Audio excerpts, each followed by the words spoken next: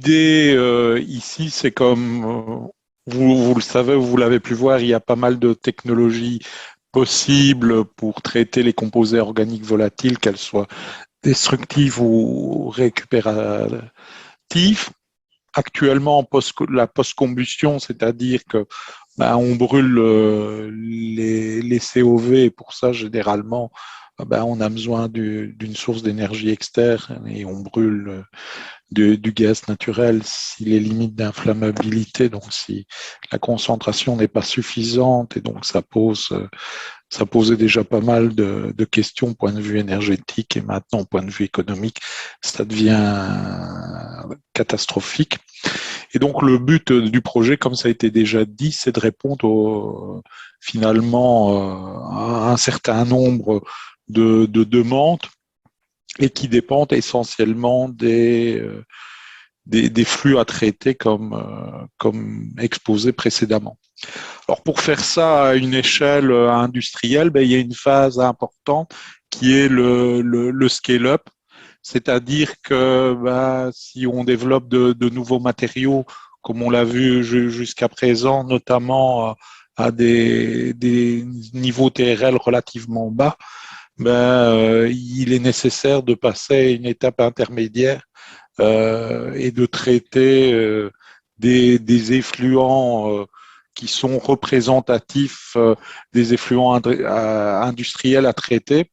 Et donc, dans le projet dépolluteur, on a testé à l'échelle, vous pouvez voir sur cette photo, on a testé dans une colonne, non pas la suivante, on a testé sur une photo environ 1,5 kg de catalyseur mis en forme. On peut appuyer pour voir quand même le catalyseur testé juste en dessous. Ouais.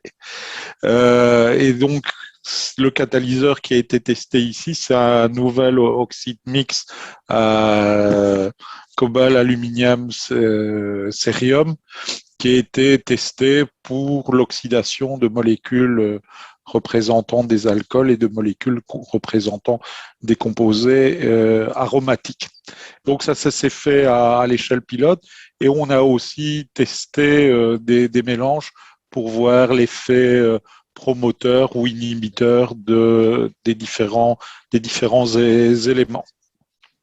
Ok, on a aussi testé un catalyseur commercial avec un métaux supporté pour évaluer les performances de cet oxyde mix et les résultats sont relativement prometteurs parce que notamment pour le N-butanol, on a avec ce catalyseur maison obtenu des résultats similaires au catalyseur de référence qui est sensiblement plus cher. Et en plus, on a une meilleure sélectivité pour l'oxydation du toluène.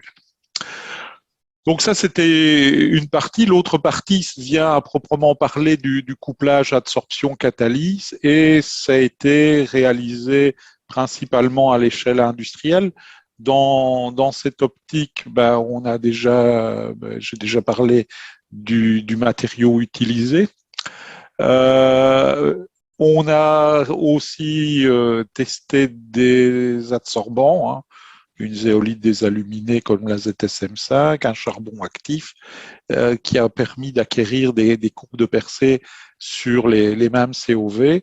Et l'ensemble de ces données, finalement, nous a permis de modéliser dans des logiciels type Aspen Adsorption et Aspen Plus, respectivement pour l'adsorption et la catalyse, à l'échelle industrielle des unités d'adsorption de type TSA, c'est-à-dire qu'on régénère l'adsorbant par chauffage.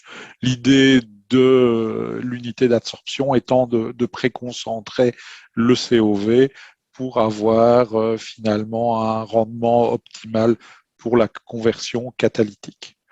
On s'est aussi intéressé à la récupération d'énergie, c'est-à-dire l'énergie dégagée au niveau du réacteur catalytique qui a été utilisée pour régénérer en partie l'adsorbant.